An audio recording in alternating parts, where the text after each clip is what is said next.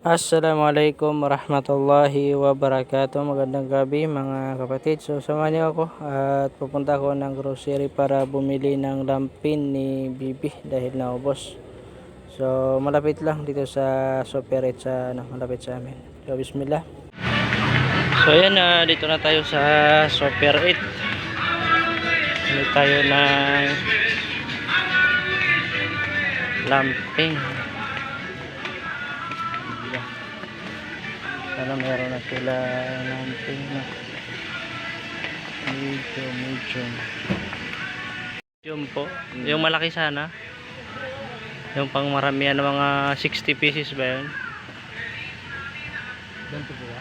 Oo, ilagyan yan. Medium ba yan? Oo sir, medium. Okay na yan, ito. 60 pieces. Okay ito. Ayun, nakabili na tayo ng lampin. Ito kasi mas mura to makakatipid tayo pag ito yung kinuha natin kaysa yung yung maliit. O, yung naalala nyo natin, yung unang vlog natin, dito natin binili yun. So kaubos lang kasi bumili tayo na.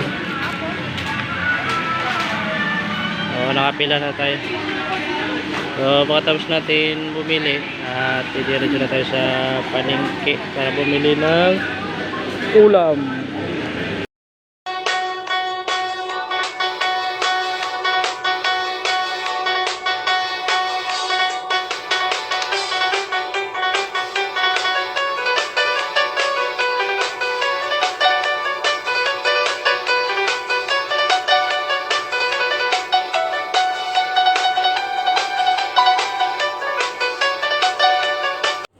So yun, tulingan itong katabi niya yung bibili natin. Hindi ko alam kung anong klaseng isda to.